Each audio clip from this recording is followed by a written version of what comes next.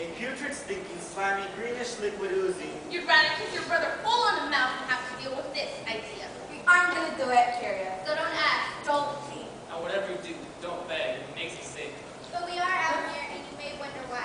We're out here with a message. We're out here with a warning. We're out here to teach you 30 reasons not to be in a play. Reason number 1. Play suck.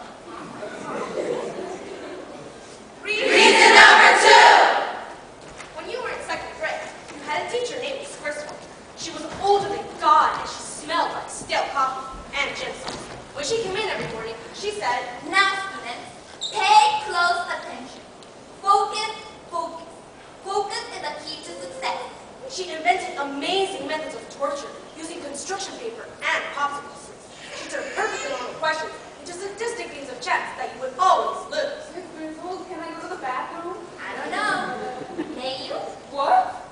May you go to the bathroom? That's what I'm asking. Can I? I'm assuming that you can, but I don't yet know if you may. You have to go. Then you can go. Thank you. But you may not go. I have given permission. You just did. By the time you had either made a puddle on the floor or had run out of the room in desperation, a crime by which you paid by writing, I will not run out of the room in desperation 7 million times with her breathing on you until you got it done. Miss Griswold. Miss Griswold. You had Miss Griswold, and she decided to put you in a play. You were only in second grade, still in your formative years.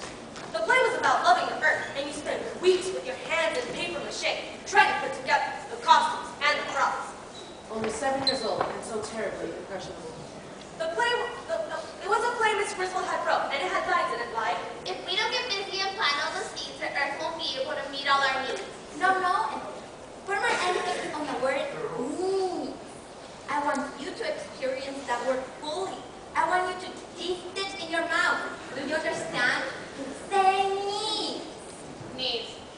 Like you mean it. Needs. Say it. Like the most important thing in the world for you to do is to say the word need. Needs. Emily, say it as if I'm going to hit you from and throw you the heart open if you don't say it right.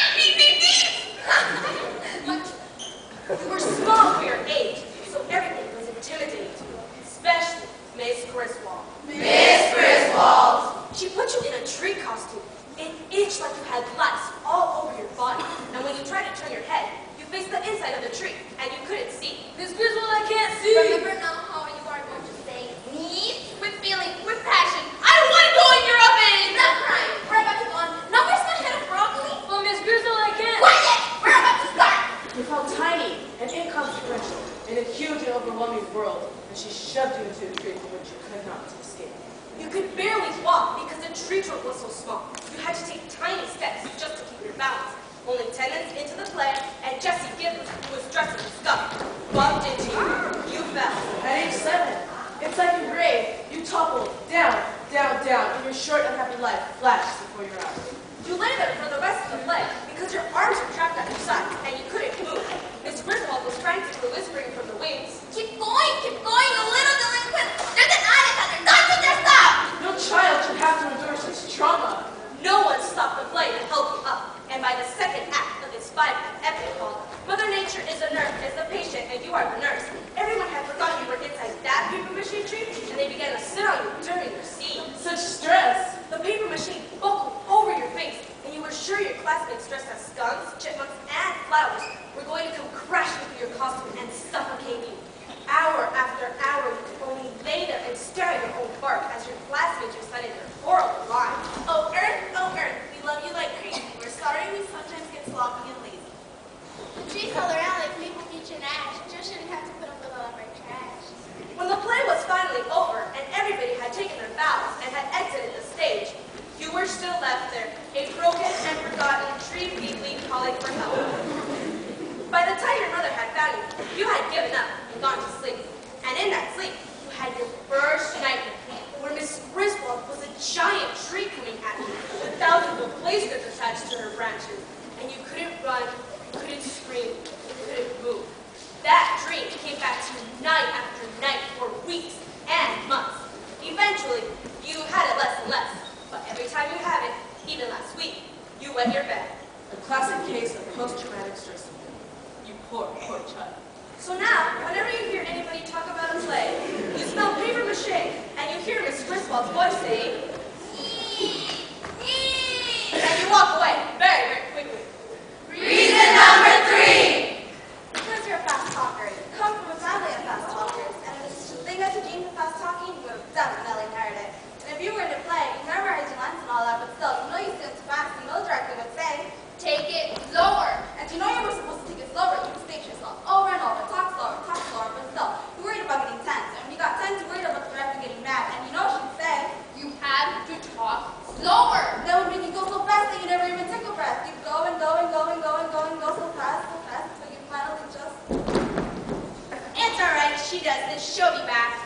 Hello, did I talk and talk and talk so fast and go around and actually passed out? Yep. Again? Yep. Good thing I wasn't in play. Reason number 4. Plays take passion, devotion, and commitment. You can't afford to expect all those things in a play. When Travis Thornbury's alive. Look at him. All passion, all devotion, all commitment. You must reject him. Leave him alone. Listen, Travis Thornbury is your everything. He is your sun, your moon, your breakfast cereal. He is your waking and your sleeping, your daydreams and your night dreams. He is the taste of toothpaste, the cool breeze in your face. Every breath you take should be exhaled with a single purpose. Say the name Travis. Travis, Travis, Travis. Every thought you have has but a single intention. Visualize Travis. I think I see him. He looks like a great silver cloud hanging from the sky, the sun streaming through. He looks like an enormous plate of lasagna bubbling with cheese. He's like a Greek statue, like a Roman Colosseum, like a ticket to a Super Bowl, like Travis Thornburn. Travis. You know what to do at the end of a play. It brings flowers to the performers. Here you go, sweetie. That is a crime, a sin, an act of utter blasphemy because of all the flowers grown in this world are going to be strewn at the feet of one person and one person only. Travis Thornburn. Was Travis Thornburn in this world? Can't take time to think about a play. Practice for a play, memorize for a play, be in a play? Heck no! How can you even consider it? Look at him. Behold the great Travis. What more can you do than try not to faint when he walks into a room? And he shall ever say to you, You're lost. Have a girlfriend.